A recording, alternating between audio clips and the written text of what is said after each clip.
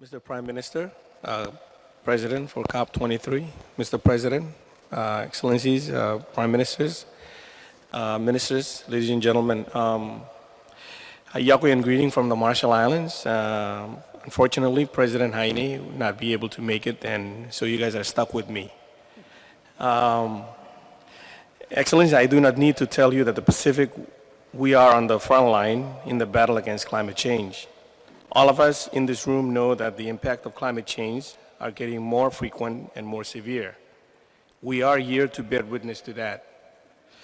All of us have similar stories across the Pacific with respect to the effect of climate change that is affecting our local communities. And I would like to share one in particular from the Marshall Islands during our national climate change consultations last week. A boy named Wilmer, his mom actually woke him up in the middle of the night. And when he woke up, he saw water coming into his home. And it was around up to his knees. And people were evacuating very quickly. And the boy said he wasn't scared, but he was shocked. At that moment, he started talking to himself, did this king tide happen because we are bad people?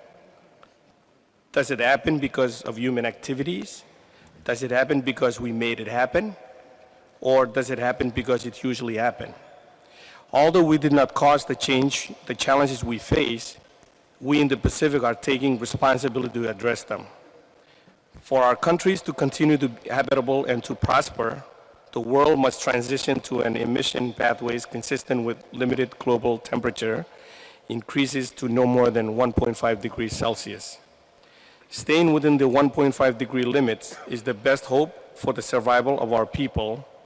It is the best hope that our children and their grandchildren will be able to live and prosper safely in the land that their ancestors called home, the land in which their ancestors are resting.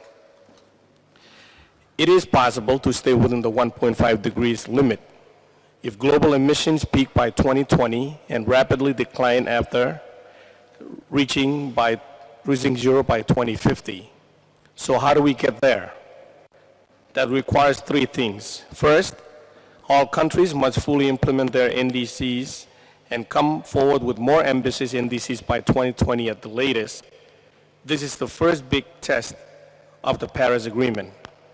RMI will come forward with the new and more ambitious NDCs by 2020 or before. If we can do it, so can others. Secondly, each country needs to set out a plan for how it will make a transition to a zero-emission economy. The Marshall Islands is in the process of producing a long-term strategy. That strategy will set out a vision of how we intend to achieve our 2050 net zero target and 100% renewable energy target. By asking ourselves the fundamental questions of what kind of country we want to live in by 2050, we will be more proactive in our policy making. Our strategy will provide a critical context and compass for short-term decision making, including for the formulation and finalization of a new and more ambitious NDC by 2020 and every 5 years after that. Thirdly, in addition to domestic action, the best use must be made of key international moments. The Marshall Islands was one of the first countries to call on the Secretary General of the United Nations to host a climate change summit in 2019. That summit must focus on all countries fully implementing and raising the ambition of their NDCs before 2020, and all countries coming forward with long-term strategies to reach net zero emission by 2050. Your Excellency, I will close by saying that all use this Talanoa dialogue and the one at COP24 to kickstart our work back home to see what more we can each do and each do quickly.